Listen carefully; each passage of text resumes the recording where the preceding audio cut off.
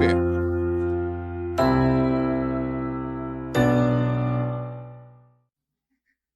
Ore para o seu vizinho e diga, é sobre sistemas. Eu me sinto muito mais confortável aqui embaixo. Não se trata de sistemas.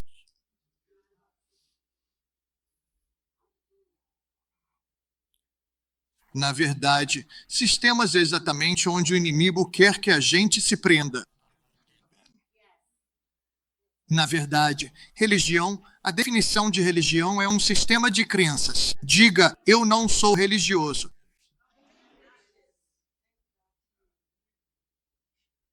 Um sistema de crenças. Um sistema de crenças. Quero que você reflita sobre isso por um instante. Religião é um sistema de crenças. Um sistema de crenças. Deus nunca nos mandou ser religiosos. Ele nunca nos mandou ser controlados por um sistema de crenças. Na verdade, se você é controlado por um sistema de crenças, não pode ser guiado pelo Espírito Santo. Porque vai haver momentos em que o Espírito Santo pode te guiar, direcionar e te impulsionar a fazer algo que parece contrário ao sistema. Até Jesus foi acusado de quebrar a lei quando, na verdade, ele estava cumprindo-a. Você não deveria curar pessoas no sábado. Você não deveria fazer isso. Você não deveria fazer aquilo. Aliás, eu vou chegar nisso em um instante. O caráter de Deus não pode ser contido pelo nosso pensamento. Deus tem um compromisso consigo mesmo, que é nunca violar a própria identidade. Ele nunca fará algo que contradiga quem ele é. Ele pode fazer algo que contradiga a nossa opinião sobre quem ele é, mas nunca vai violar ou fazer nada que seja contrário ao seu próprio caráter. Ele é absolutamente fiel a si mesmo. É por isso que, quando falamos sobre provisão, que o nome dele é Jeová Jiré, Deus nunca deixará de ser Jeová Jiré. Só porque você faz alguma besteira. Ele é obrigado, por causa de sua natureza. Eu queria que a gente realmente entendesse isso. Quando se trata de Jeová Tzidkenu, que é a nossa justiça, é quem ele é. Ele não vai deixar de ser isso. Ele não vai deixar de ser Jeová Rofé, que é o Deus que cura, só porque talvez tenhamos feito algo que consideraríamos ser aquilo que trouxe uma maldição para a nossa vida. Veja, muitas vezes pensamos que essas coisas são o que Deus faz quando, na verdade, não entendemos a essência de quem Ele é. Nossas expectativas deveriam ser que, independentemente das decisões que eu tomei, sejam elas boas ou ruins, a única coisa na qual eu posso confiar é que Deus é imutável, Ele não muda.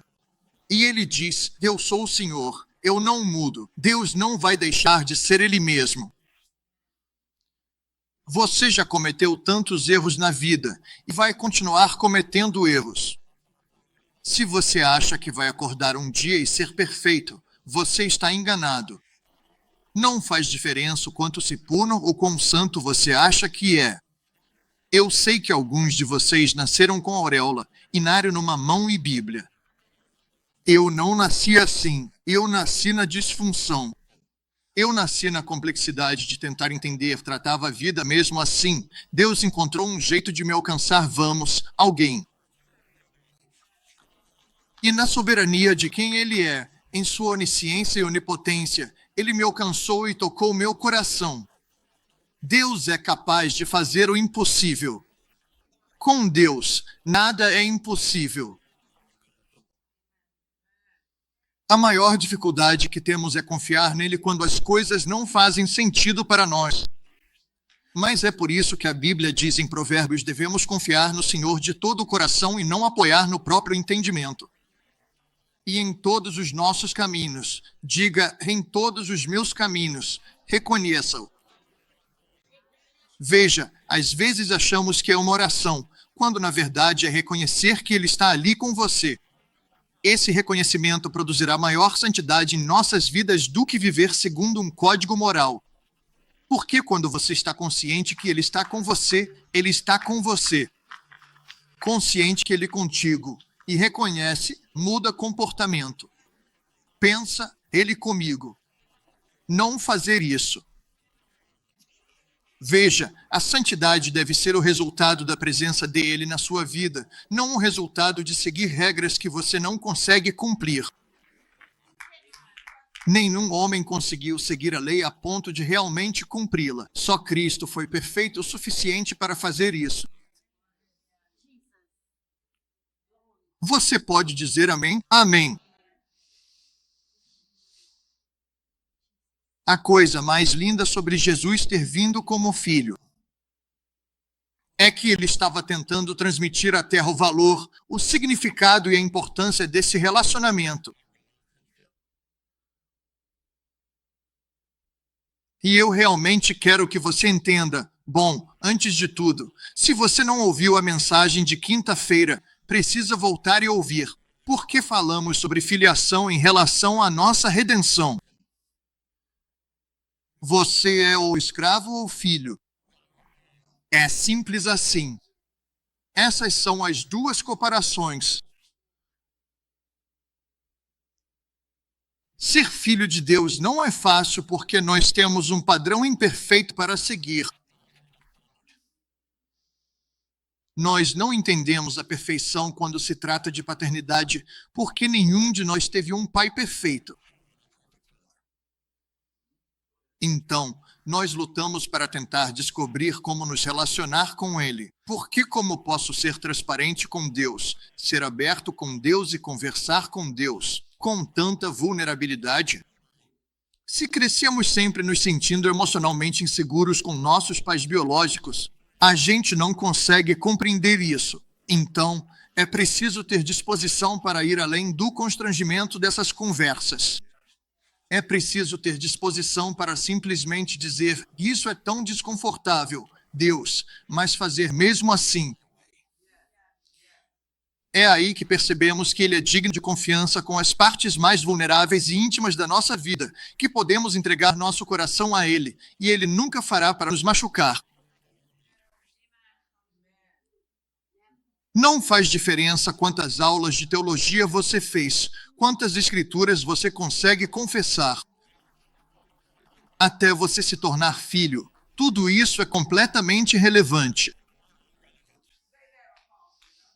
Obrigado, Dr. Shirley. Eu agradeço por isso. Quero dizer, obrigada por torcer por mim. Então, o que isso significa em última análise? Bom, eu vou te contar. Este é Mateus, capítulo 16. Quem dizem os homens que eu sou? Bem, alguns dizem que você é Elias.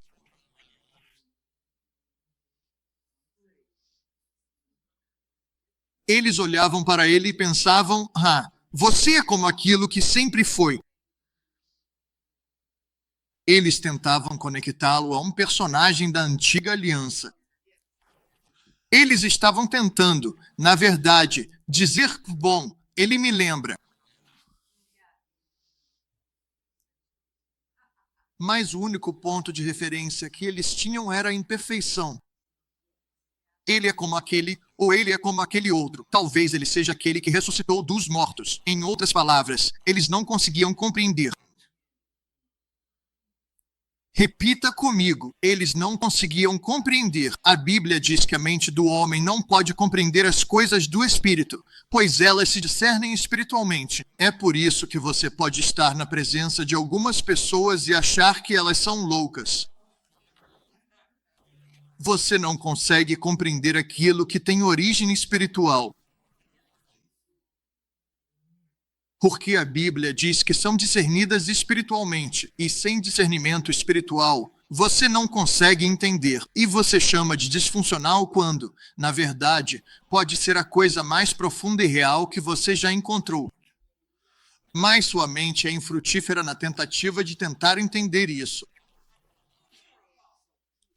E então, o que fizemos foi que podemos ter Jesus bem na nossa frente e colocá-lo numa cruz. Tudo de novo. Por que estamos espiritualmente alheios ao que está bem diante de nós? Que a resposta para todos os problemas da vida, a resposta para aquilo que achamos ser maior do que nós, está bem ali. Ele se tornou acessível para nós.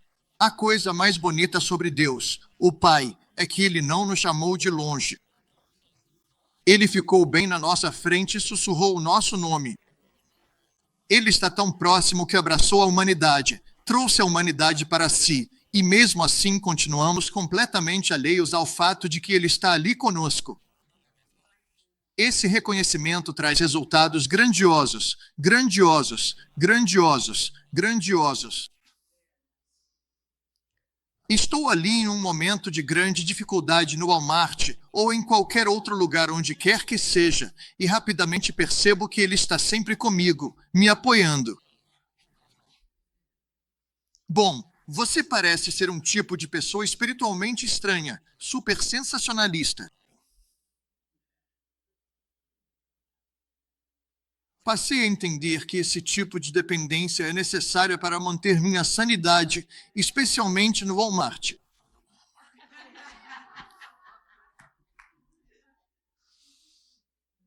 É verdade, Dr. Rick. Tenho que estar sempre atento a ele ou fico sobrecarregado. O tipo de ansiedade que prevalece no coração dos nossos jovens hoje em dia é tão trágico. Isso os guia, força, impulsiona e os obriga a se envolverem em coisas para tentar remediar essa ansiedade. Mas a verdade é que só existe um remédio, e é ele. Ele nos dá a paz que excede entendimento, um amor que ultrapassa conhecimento. Quando ele disse, eu comecei uma obra, eu vou completá-la.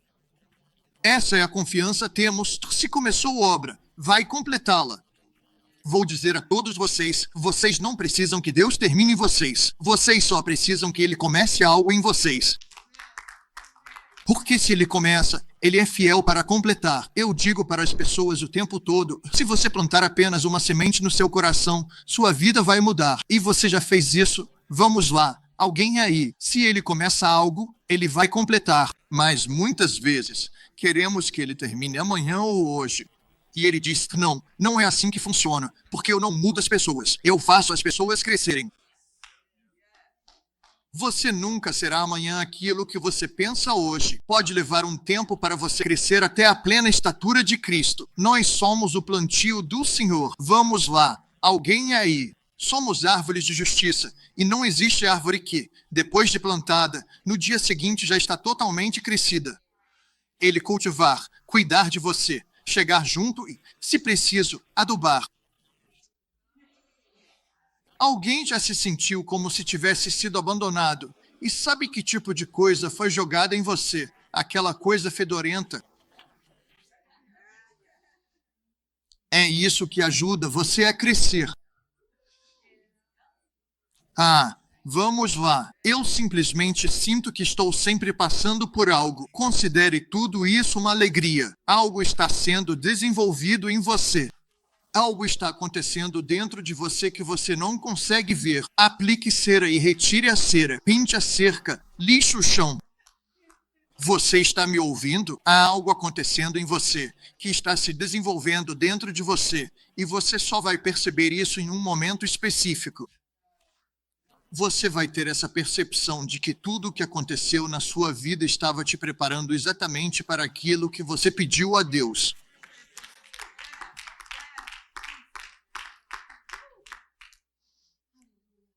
Um dos maiores problemas que temos é que não entendemos o tempo do Senhor, nem entendemos isso em relação aos nossos erros. Acreditamos que existem certos princípios que governam tudo, que, aliás, fazem parte do sistema, que nos obrigam a enfrentar as consequências. Uma vez perguntei a alguém, eles me contaram, disseram que cometeram um erro. E eu perguntei, o que você fez? E eles me contaram. E eu disse, o que você vai fazer a respeito disso? Disseram, bem, eu preciso sair dessa. Por quê? Por que você faria isso? Bem, eu preciso parar de fazer. O que eu estava fazendo? Quero dizer, esse não é um conselho tão ruim. É até bem bom, né? Se você está fazendo algo errado, pare de fazer, certo? Quero dizer, isso é bem razoável, não é? Olha só, estou fazendo algo ruim. Preciso parar de fazer isso. Engraçado. Porém, como só fazemos essas coisas, só tomamos essas decisões, quando elas se encaixam nos sistemas terrenos. Às vezes, sentimos que chegamos ao ponto sem volta. Eu fiz uma escolha ruim, mas tive que conviver com isso. Não entendo por que não conseguimos encontrar graça para não ter que simplesmente conviver com isso. Como se Deus não pudesse restaurar. Ok, deixa eu mudar de assunto.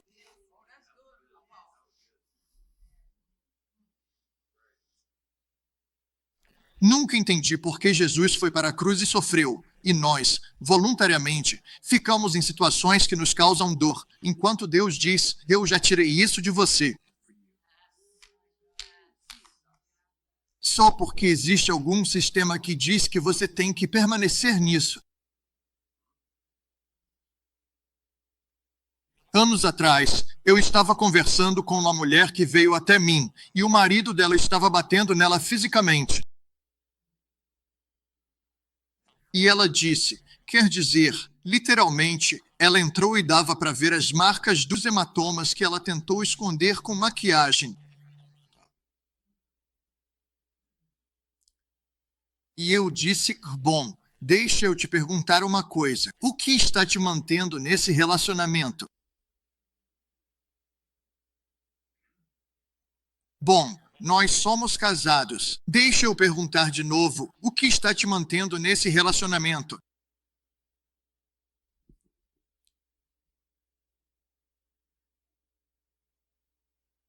E foi isso que ela disse. Deus não quer que eu me divorcie. Ele odeia o divórcio. Eu disse, tá, entendi. Então Deus só quer que você apanhe todo dia. Olha, até algo religioso em você, e eu sinto isso aqui na sala. Eu sinto isso aqui na sala. É mais difícil dizer, eu não quero viver assim, sem entender que, quando Deus te criou à sua imagem e semelhança, Ele te fez de forma admirável e maravilhosa. Quero te fazer uma pergunta. Se alguma coisa já foi feita com reverência, fabricada e montada com cuidado, e é linda e não tem preço, aliás, todos vocês são assim, pegar isso e submeter continuamente ao abuso, só porque você acha que Deus vai ficar bravo com você. Você já pensou que talvez sua decisão original tenha sido errada? E encontrar graça para dizer tudo bem. E isso? A coisa pela qual você pediu perdão a Deus é o fato de que algo em você o conectou a algo que não era o que Deus tinha para você. Ok. Veja, quando você entende a filiação, então você entende que Deus não está bravo com você. Ele não está bravo com você. E Ele também quer que você e eu entendamos, porque, acredite, eu já trilhei esse caminho antes. Eu vivi em dor constante que eu mesmo causei por causa do sistema e por causa da ordem da Terra. E basicamente diz, você não tem permissão para se libertar disso. Ele te liberta de todo o resto, mas você não pode se libertar disso.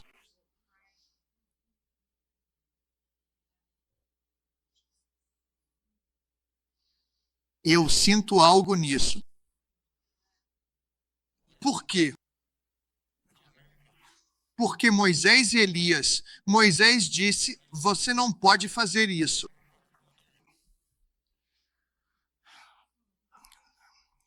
Deixe-me terminar com isso.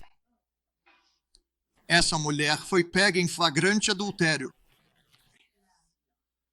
Agora, quando isso aconteceu, de acordo com a lei, de acordo com Moisés, ela deveria ser apedrejada. Ela deveria ser morta. Agora, o que é interessante é, se a mulher foi pega em flagrante, por que trouxeram só a mulher? Onde estava o homem?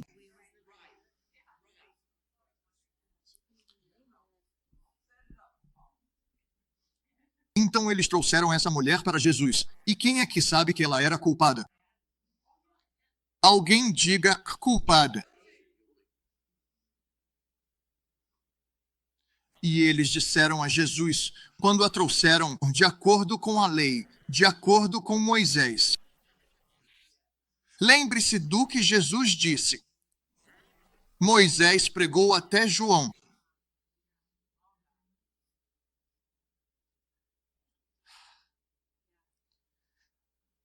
No Monte da Transfiguração, quando Jesus se encontrou com Moisés e Elias, ele estava aposentando os dois. Ele estava basicamente dizendo: bom trabalho, mas vocês estão oficialmente aposentados a partir de agora. As vozes de vocês não são mais necessárias. Eu sou aquele que fala agora. Então, quando eles vieram, aparentemente, bem, veja, eles não estavam lá. Mas eles provavelmente não ouviram quando Jesus disse que Moisés e Elias pregaram e profetizaram até João. Jesus, pela lei de Moisés, seria apedrejada. E todos eles estavam com pedras nas mãos. Rapaz, eles estão prontos para... Por que somos tão rápidos em querer matar as pessoas? De acordo com a lei de Moisés, é isso que vai acontecer. Todos nós vamos jogar uma pedra e matar esta mulher. Então ele se abaixa e escreve algo na areia. Adoraria saber o que era isso.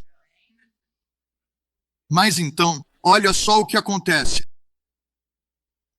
Ele se levanta e diz, com uma voz calma e firme: quem dentre vocês estiver completamente sem pecado, venha à frente, continue com a pedra em sua mão e, então, atire-a.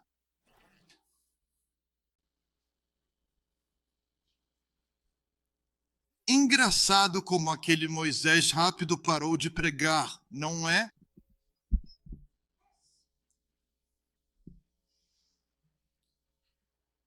A voz dele foi silenciada tão rápido. Porque o que eles não entenderam é, e muitos o acusaram de quebrar a lei, mas o que ele estava dizendo é, agora que estou aqui, a lei está cumprida. Porque nenhum de vocês conseguiria se impedir de fazer o que ela fez se não fosse pela minha graça. E o motivo você não pode atirar uma pedra é porque você não tenha feito, mas fez algo.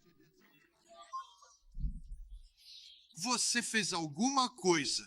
Talvez você não tenha feito isso, mas fez o suficiente para não poder segurar uma pedra, muito menos atirá-la. Veja, você nem está qualificado para segurá-la. Agora, o que é uma pedra? Estou terminando. Esta é a minha conclusão. É que quando Moisés recebeu os 10 mandamentos, ele recebeu essas tábuas, e Deus havia escrito com o próprio dedo os 10 mandamentos. Não matarás. Não farás isso. Não terás outros deuses diante de mim. Os 10 mandamentos. Ele desce, e quando chega, o povo já tinha entregado o coração à idolatria. Eles estavam comemorando e fazendo uma festa, e Moisés ficou furioso. Jogou aquelas tábuas de pedra no chão, e elas se quebraram em pedacinhos.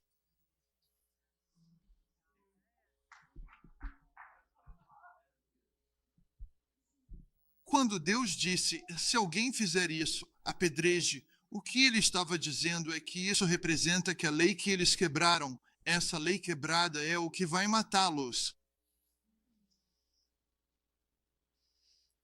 Mas Jesus diz: eu cumpri a lei.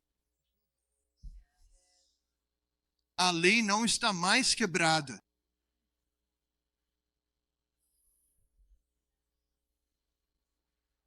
Se alguém está em Cristo, é nova criação em Cristo. Caso contrário, a lei vai falar com você. Aqueles pedaços quebrados de pedra terão jurisdição sobre a sua vida se você não estiver em Cristo. Nós não pedimos para as pessoas virem, se renderem e serem salvas porque não queremos que elas vão para o inferno. Na verdade, queremos que elas entrem na plenitude do que Cristo tem para elas, não para formar nelas uma nova maneira de pensar ou torná-las religiosas. É simplesmente para tirá-las debaixo daquilo que quer acusá-las, daquilo que quer julgá-las. E então, adivinha só, um por um, do mais velho ao mais novo, eles largaram suas pedras. E Jesus disse isso. Ele disse: onde estão os teus acusadores? E ela disse: não há nenhuma. Eles se foram. E então o que ele disse foi tão poderoso: eu também não acuso você. Agora, se ele tivesse uma oportunidade, isso seria verificável pecado. Mas, você entende, eu realmente fiz isso. Eu sei, eu sou culpado. Eu sei, mas ele ainda não está acusando você.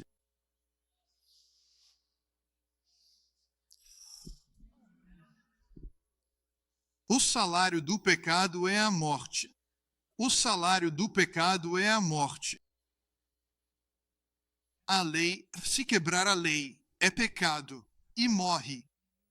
Não vamos esperar morrer. Como representação de quebrou a lei, vamos te matar agora. Vamos te apedrejar agora. Vamos pegar os pedaços quebrados da lei, que falam da lei que você quebrou, e vamos te apedrejar até a morte. E quando vieram até ele com essa situação, veja o que ele disse. Ele disse: eu não te acuso. Em outras palavras, eu aposentei completamente Moisés, porque se Moisés estivesse aqui, neste exato momento, no meu lugar, você estaria, sem dúvida alguma, completamente morta.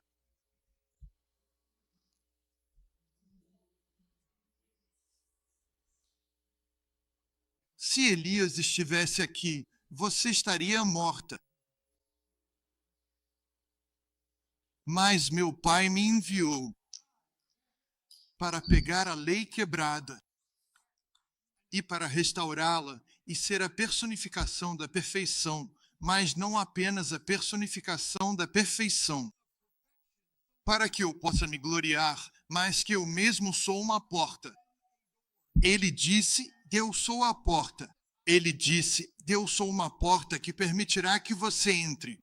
Eis que estou à porta e bato. Se alguém, vamos lá, alguém, eu entrarei e cearei com ele e mudarei a sua vida. Veja, na verdade, não estamos tentando obrigar as pessoas a se renderem a ele para que possam adotar um novo modo de vida religioso. É simplesmente para tirá-las de lá, de debaixo daquilo que tem jurisdição legítima para julgar, acusar e trazer condenação. Mas não há condenação para aqueles que estão em Cristo Jesus, que andam segundo o Espírito e não segundo a carne. Eu estou diante de vocês hoje tão culpado quanto qualquer um poderia ser, mas adivinhem, ele não está me acusando. A Bíblia chama o diabo de acusador dos irmãos, e Jesus o lançou para baixo. Você e eu não estamos sob a acusação de uma mentira falsa, e nós entramos na plenitude da sua graça. Ao nosso lado, não te acuso. Se alguém pudesse, seria eu. Dei minha vida por você. Derramei meu sangue por você. E a razão pela qual meu sangue tem poder é porque meu sangue não se originou da humanidade. Vim do Espírito Santo, concebido milagrosamente dentro da minha mãe, Maria. Preciso de ajuda aqui. Mas não foi de lá que eu vim, foi para lá que eu fui. Ele não nasceu da semente do homem, ele nasceu do Espírito, literalmente o Filho de Deus. Mas ele me chamou, e a você também, de irmãos. Nossa filiação nos trouxe o favor de Deus. A todos que o recebem, ele deu o poder de se tornarem filhos de Deus, até mesmo aqueles que creem em seu nome. Fomos feitos filhos de Deus, o que significa que não vivemos mais na linhagem biológica de quem eram nossos pais. Vou encerrar com isso. Este é meu terceiro e último encerramento. Você e eu não vivemos sob uma maldição geracional. Ah, eu sei. Queremos promover a ideia de maldições geracionais e dizer: você faz isso porque eles fizeram aquilo. A única coisa relevante para o meu presente é como eu penso sobre o meu passado, não o meu passado. Não é o que aconteceu comigo que importa, é se eu permito que o que aconteceu comigo me governe. Veja, você pode ter 50, 56 anos e estar emocionalmente preso ao seu eu de 12 anos, sem conseguir seguir em frente. E o motivo pelo qual precisamos seguir em frente é porque passamos por coisas ruins. O problema não são as coisas ruins que aconteceram. O problema é que permitimos que as coisas ruins que aconteceram nos definam e digam quem somos. Bem, então você deve ser inútil. Você deve ser imprestável. Você deve ser isso porque essa pessoa te traiu. Ela se afastou de você. Ela fez isso. Ela fez aquilo. Você deve ser horrível. Você deve não valer nada. Porque se você valesse alguma coisa, as pessoas chamariam o tempo todo. Bem, Jesus era de valor inestimável. E olha o que fizeram com ele. As coisas não são como parecem. Você não precisa temer o seu amanhã por causa do seu passado horrível. Se alguém está em Cristo, é uma nova criação. As coisas velhas já passaram. Isso significa que elas morreram. Eis que tudo se fez novo. Quando Jesus apareceu no Monte da Transfiguração, Elias e Moisés eram apenas uma sombra do que estava por vir. Mas se você ler Mateus 16, versículo 27, diz: você verá o Filho do Homem vindo em sua glória, e ele irá ofuscar. Ele ofuscou a sombra. Ele basicamente disse: teimo.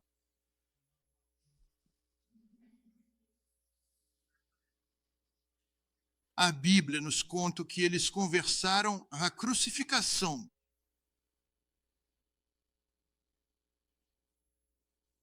Deus disse a Josué em Josué 1:1, Moisés, meu servo está morto. Não havia nada de redentor nisso. Na verdade, ele disse, não tenha medo. Eu estarei com você do mesmo jeito que estive com Moisés. Não tenha medo. Mas quando Jesus morreu, o medo foi destruído. Então, por que eu tenho tanto medo? Por que você escolhe sentir medo? Espera aí, eu não escolho sentir medo. Medo, tormento, eu não escolho isso. Escolhe sim, não precisa sentir medo. Se renovar seu pensamento e acreditar no que Deus diz, não terá medo. Veja, andamos livres de coisas, porque Jesus cuidou de tudo. Quando a lei foi dada, no dia em que a lei foi dada no Antigo Testamento, 3.000 pessoas morreram. Você sabia disso? Quando o Espírito Santo foi derramado no dia de Pentecostes, 3.000 foram salvos. O que estamos vivendo agora é diferente. Então, para todos vocês que têm mentalidade religiosa, sejam pacientes comigo. Quando alguém quiser começar a falar sobre os problemas da vida e você quiser começar a citar Moisés, tenha cuidado.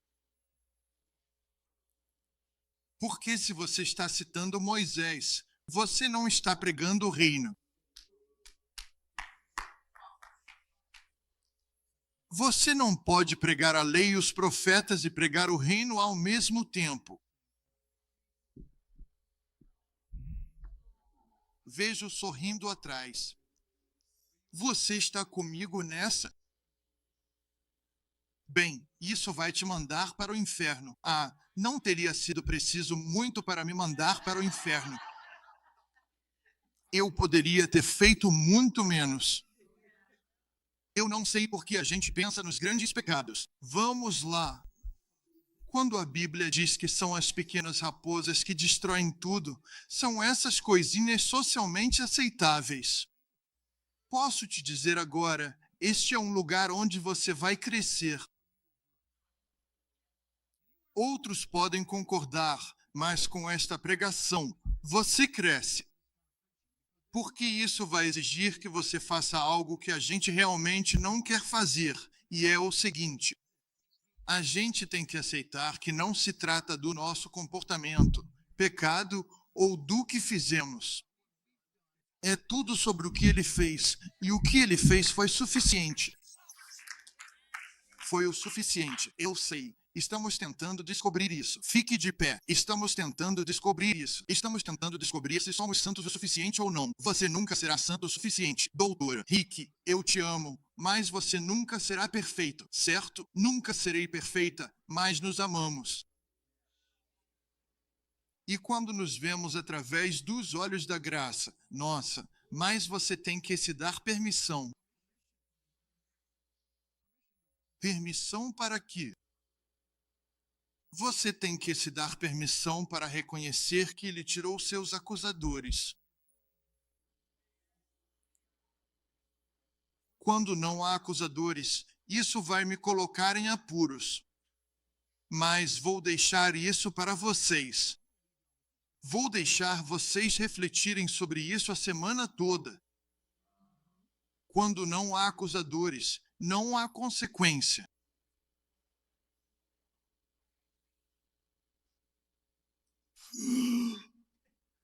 Você está dizendo que eu posso simplesmente fazer o que eu quiser? Eu não disse isso. O apóstolo Paulo disse que todas as coisas são permitidas. Vai lá e faça. Mas ele disse, eu não aconselho isso porque nem todas as coisas são benéficas. Nem tudo é benéfico. O diabo não vai te destruir. Não há acusadores, mas você vai se destruir. A maioria de nós culpa o diabo pelo que estamos fazendo conosco mesmos. O diabo não fez isso e ninguém mais fez isso. Você fez isso. Você está pegando as palavras de alguém e se ferindo com elas como se fossem uma faca e se castigando com o que acha que a pessoa quis dizer. O acusador dos irmãos foi expulso. E ele pode falar o que quiser. Ele pode vir até mim e fazer tudo o que o diabo quiser fazer. Mas eu vou te dizer uma coisa. Meu irmão mais velho deu a vida por mim. E depois ele ressuscitou, só para garantir que o diabo não me intimide. Não sei se vocês estão me ouvindo. É isso mesmo. Então, da próxima vez que o diabo te incomodar, apenas diga, vou contar para o meu pai sobre você. Falamos sobre isso na quinta-feira. Eu declaro sobre cada um de vocês que vocês são abençoados. Vocês são a cabeça e não a cauda. Vocês estão por cima e não por baixo. Essas coisas que eu declaro sobre vocês vieram de Moisés. Foram completamente cumpridas. A maldição foi destruída, mas as bênçãos que vieram, até mesmo pela lei, permanecem. Pois ele quebrou a maldição. Porque maldito é todo aquele que é pendurado no madeiro, mas as bênçãos que ele decretou sobre vocês permanecem. Pois você e eu fomos abençoados com todas as bênçãos espirituais nas regiões celestiais em Cristo Jesus antes da fundação do mundo. Portanto, Você é um legítimo e legal destinatário de todo o bem que Deus tem para você. Eu decreto essas coisas sobre você hoje. Eu declaro que você está coroado com favor, que você anda na plenitude da graça dele e que você pode todas as coisas em Cristo que te fortalece, que nenhuma tribulação é maior do que o Deus que vive dentro de você. Eu declaro sobre você que você é forte no Senhor e no poder da sua força. Eu profetizo sobre você que a graça dele te sustenta, que a paz dele te mantém firme, que o amor dele te constrange e que você está andando no poder da sua força e que nada pode te impedir de cumprir o seu destino e propósito, porque ele já fez tudo por você. Isso é um pré-requisito para ser um homem de bem, para que você manifeste o seu propósito e encontre sucesso nele. Enquanto você medita na palavra dele, enquanto você se concentra no que ele já fez, no que ele já disse, sabendo que ele declarou o seu fim desde o começo, ele não te enxerga de outra forma, a não ser como alguém completo. Ele não se relaciona com você como se você fosse imperfeito. Ele se relaciona com você com base em quem ele te criou para ser. Ele fala ao seu destino.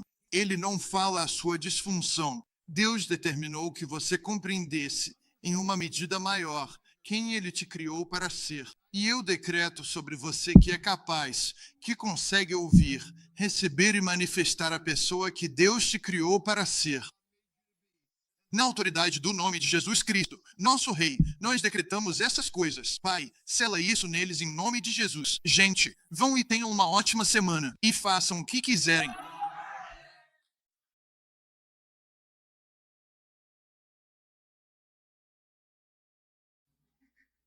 Ore para o seu vizinho e diga, é sobre sistemas. Ah, eu me sinto muito mais confortável aqui embaixo. Não se trata de sistemas.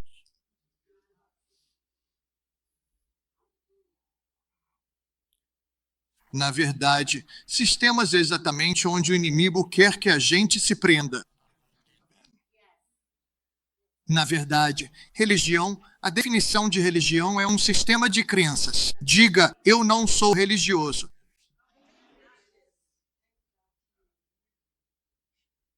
Um sistema de crenças. Um sistema de crenças. Quero que você reflita sobre isso por um instante. Religião é um sistema de crenças. Um sistema de crenças. Deus nunca nos mandou ser religiosos. Ele nunca nos mandou ser controlados por um sistema de crenças. Na verdade, se você é controlado por um sistema de crenças, não pode ser guiado pelo Espírito Santo. Porque vai haver momentos em que o Espírito Santo pode te guiar, direcionar e te impulsionar a fazer algo que parece contrário ao sistema. Até Jesus foi acusado de quebrar a lei quando, na verdade, ele estava cumprindo-a. Você não deveria curar pessoas no sábado. Você não deveria fazer isso. Você não deveria fazer aquilo. Aliás, bom, eu vou chegar nisso em um instante. O caráter de Deus não pode ser contido pelo nosso pensamento. Deus tem um compromisso consigo mesmo, que é nunca violar a própria identidade. Ele nunca fará algo que contradiga quem ele é. Ele pode fazer algo que contradiga a nossa opinião sobre quem ele é, mas nunca vai violar ou fazer nada que seja contrário ao seu próprio caráter. Ele é absolutamente fiel a si mesmo. É por isso que, quando falamos sobre provisão, que o nome dele é Jeová Jiré, Deus nunca deixará de ser Jeová Jiré. Só porque você faz alguma besteira. Ele é obrigado, por causa de sua natureza. Eu queria que a gente realmente entendesse isso. Quando se trata de Jeová Tzidkenu, que é a nossa justiça, é quem ele é. Ele não vai deixar de ser isso. Ele não vai deixar de ser Jeová Rofé, que é o Deus que cura, só porque talvez tenhamos feito algo que consideraríamos ser aquilo que trouxe uma maldição para a nossa vida. Veja, muitas vezes pensamos que essas coisas são o que Deus faz quando na verdade não entendemos a essência de quem ele é. Nossas expectativas deveriam ser que, independentemente das decisões que eu tomei, sejam elas boas ou ruins, a única coisa na qual eu posso confiar é que Deus é imutável, Ele não muda. E Ele diz: eu sou o Senhor, eu não mudo. Deus não vai deixar de ser Ele mesmo. Você já cometeu tantos erros na vida e vai continuar cometendo erros. Se você acha que vai acordar um dia e ser perfeito, você está enganado. Não faz diferença o quanto se puro ou quão santo você acha que é. Eu sei que alguns de vocês nasceram com auréola, inário numa mão e Bíblia. Eu não nasci assim. Eu nasci na disfunção. Eu nasci na complexidade de tentar entender, tratava a vida mesmo assim. Deus encontrou um jeito de me alcançar, alguém. E na soberania de quem Ele é, em sua onisciência e onipotência, Ele me alcançou e tocou meu coração. Deus é capaz de fazer o impossível. Com Deus, nada é impossível. A maior dificuldade que temos é confiar nele quando as coisas não fazem sentido para nós. Mas é por isso que a Bíblia diz em Provérbios: devemos confiar no Senhor de todo o coração e não apoiar no próprio entendimento. E em todos os nossos caminhos, diga: em todos os meus caminhos, reconheça-o. Veja, às vezes achamos que é uma oração, quando na verdade é reconhecer que Ele está ali com você. Esse reconhecimento produzirá maior santidade em nossas vidas do que viver segundo um código moral. Porque quando você está consciente que Ele está com você, Ele está com você. Consciente que Ele é contigo e reconhece, muda comportamento. Pensa, Ele comigo. Não fazer isso. Veja, a santidade deve ser o resultado da presença dele na sua vida, não o resultado de seguir regras que você não consegue cumprir. Nenhum homem conseguiu seguir a lei a ponto de realmente cumpri-la. Só Cristo foi perfeito o suficiente para fazer isso. Você pode dizer amém? Amém. A coisa mais linda sobre Jesus ter vindo como filho é que ele estava tentando transmitir à Terra o valor, o significado e a importância desse relacionamento. E eu realmente quero que você entenda. Bom, antes de tudo, se você não ouviu a mensagem de quinta-feira, precisa voltar e ouvir. Por que falamos sobre filiação em relação à nossa redenção? Você é o escravo ou filho? É simples assim. Essas são as duas comparações. Ser filho de Deus não é fácil porque nós temos um padrão imperfeito para seguir. Nós não entendemos a perfeição quando se trata de paternidade porque nenhum de nós teve um pai perfeito. Então, nós lutamos para tentar descobrir como nos relacionar com Ele. Porque como posso ser transparente com Deus, ser aberto com Deus e conversar com Deus com tanta vulnerabilidade? Se crescemos sempre nos sentindo emocionalmente inseguros com nossos pais biológicos, a gente não consegue compreender isso. Então, é preciso ter disposição para ir além do constrangimento dessas conversas. É preciso ter disposição para simplesmente dizer: isso é tão desconfortável, Deus, mas fazer mesmo assim. É aí que percebemos que Ele é digno de confiança com as partes mais vulneráveis e íntimas da nossa vida, que podemos entregar nosso coração a Ele, e Ele nunca fará para nos machucar. Não faz diferença quantas aulas de teologia você fez, quantas escrituras você consegue confessar. Até você se tornar filho, tudo isso é completamente irrelevante. Obrigado, Dr. Shirley. Eu agradeço por isso. Quero dizer, obrigada por torcer por mim. Então, o que isso significa em última análise? Bom, eu vou te contar. Este é Mateus, capítulo 16. Quem dizem os homens que eu sou?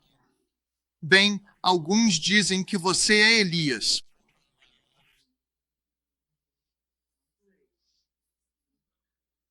Eles olhavam para ele e pensavam, você é como aquilo que sempre foi. Eles tentavam conectá-lo a um personagem da antiga aliança. Eles estavam tentando, na verdade, dizer, bom, ele me lembra. Mas o único ponto de referência que eles tinham era a imperfeição. Ele é como aquele, ou ele é como aquele outro. Talvez ele seja aquele que ressuscitou dos mortos. Em outras palavras, eles não conseguiam compreender. Repita comigo, eles não conseguiam compreender. A Bíblia diz que a mente do homem não pode compreender as coisas do Espírito, pois elas se discernem espiritualmente. É por isso que você pode estar na presença de algumas pessoas e achar que elas são loucas. Você não consegue compreender aquilo que tem origem espiritual. Porque a Bíblia diz que são discernidas espiritualmente, e sem discernimento espiritual, você não consegue entender. E você chama de disfuncional quando, na verdade, pode ser a coisa mais profunda e real que você já encontrou. Mas sua mente é infrutífera na tentativa de tentar entender isso.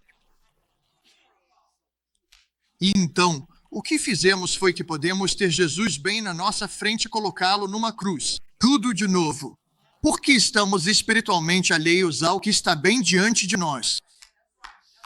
Que a resposta para todos os problemas da vida, a resposta para aquilo que achamos ser maior do que nós, está bem ali. Ele se tornou acessível para nós. A coisa mais bonita sobre Deus, o Pai, é que Ele não nos chamou de longe. Ele ficou bem na nossa frente e sussurrou o nosso nome. Ele está tão próximo que abraçou a humanidade, trouxe a humanidade para si, e mesmo assim continuamos completamente alheios ao fato de que ele está ali conosco. Esse reconhecimento traz resultados grandiosos, grandiosos, grandiosos, grandiosos. Estou ali em um momento de grande dificuldade no Walmart ou em qualquer outro lugar onde quer que seja e rapidamente percebo que ele está sempre comigo, me apoiando. Bom, você parece ser um tipo de pessoa espiritualmente estranha, super sensacionalista. Passei a entender que esse tipo de dependência é necessária para manter minha sanidade, especialmente no Walmart.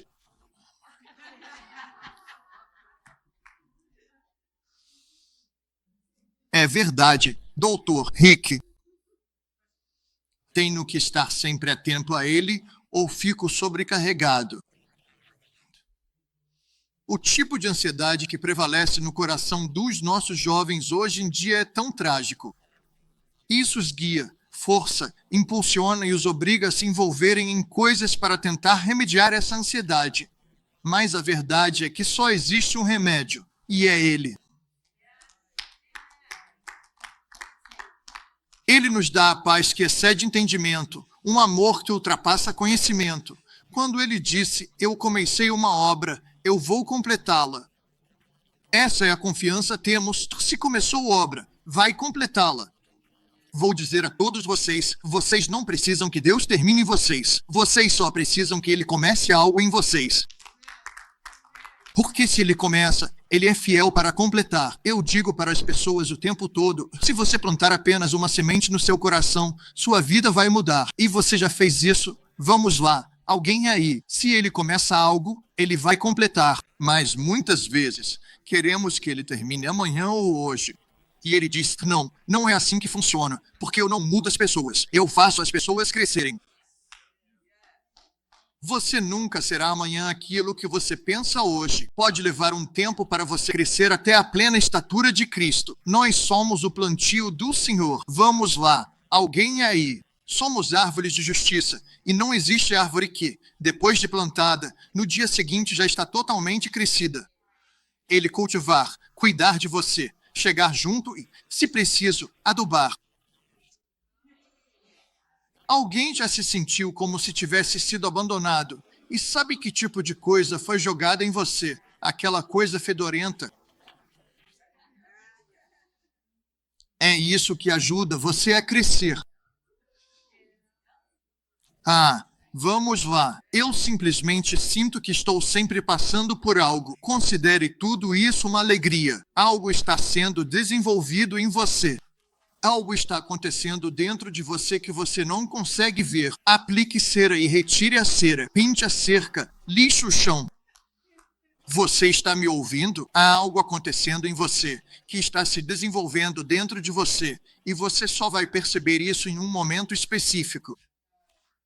Você vai ter essa percepção de que tudo o que aconteceu na sua vida estava te preparando exatamente para aquilo que você pediu a Deus.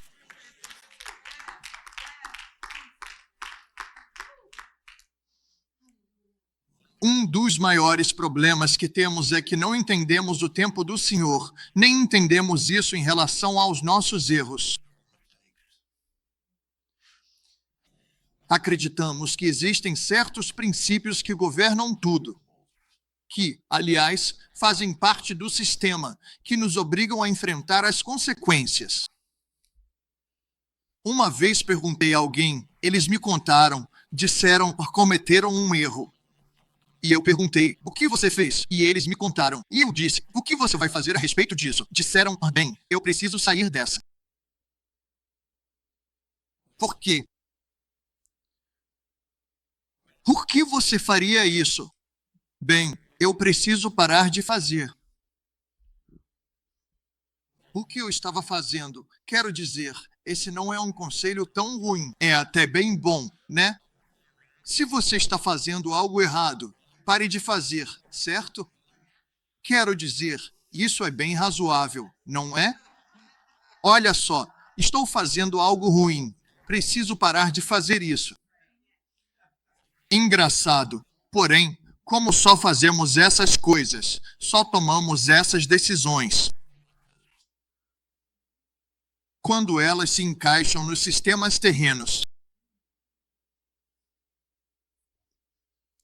Às vezes, sentimos que chegamos ao ponto sem volta.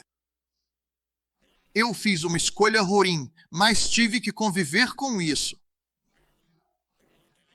Não entendo por que não conseguimos encontrar graça para não ter que simplesmente conviver com isso. Como se Deus não pudesse restaurar. Ok, deixa eu mudar de assunto.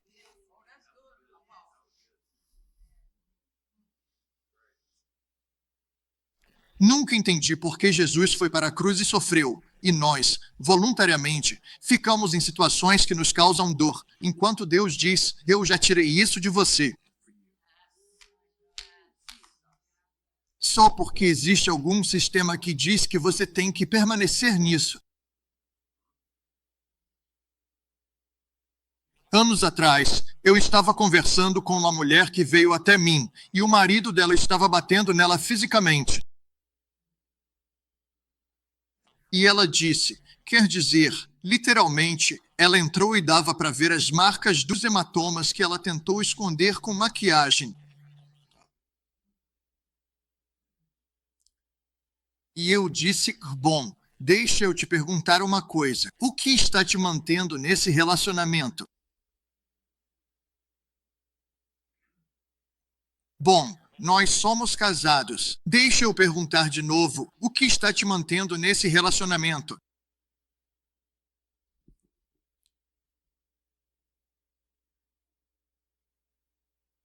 E foi isso que ela disse. Deus não quer que eu me divorcie. Ele odeia o divórcio. Eu disse, tá, entendi. Então Deus só quer que você apanhe todo dia. Olha, até algo religioso em você, e eu sinto isso aqui na sala. Eu sinto isso aqui na sala. É mais difícil dizer, eu não quero viver assim. Sem entender que, quando Deus te criou à sua imagem e semelhança, Ele te fez de forma admirável e maravilhosa. Quero te fazer uma pergunta. Se alguma coisa já foi feita com reverência, fabricada e montada com cuidado, e é linda e não tem preço, aliás, todos vocês são assim, pegar isso e submeter continuamente ao abuso, só porque você acha que Deus vai ficar bravo com você. Você já pensou que talvez sua decisão original tenha sido errada? E encontrar graça para dizer tudo bem. E isso? A coisa pela qual você pediu perdão a Deus é o fato de que algo em você o conectou a algo que não era o que Deus tinha para você. Ok. Veja, quando você entende a filiação, então você entende que Deus não está bravo com você. Ele não está bravo com você. E Ele também quer que você e eu entendamos. Porque, acredite, eu já trilhei esse caminho antes. Eu vivi em dor constante que eu mesmo causei por causa do sistema e por causa da ordem da Terra. E basicamente diz, você não tem permissão para se libertar disso. Ele te liberta de todo o resto, mas você não pode se libertar disso.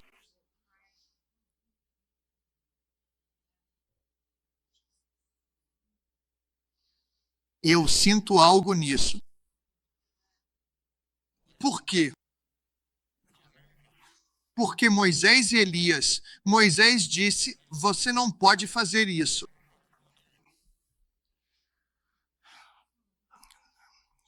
Deixe-me terminar com isso. Essa mulher foi pega em flagrante adultério. Agora, quando isso aconteceu, de acordo com a lei, de acordo com Moisés, ela deveria ser apedrejada. Ela deveria ser morta. Agora, o que é interessante é, se a mulher foi pega em flagrante, por que trouxeram só a mulher? Onde estava o homem?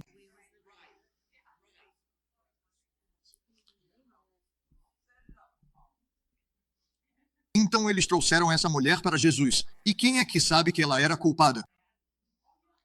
Alguém diga culpada. E eles disseram a Jesus, quando a trouxeram de acordo com a lei, de acordo com Moisés. Lembre-se do que Jesus disse. Moisés pregou até João.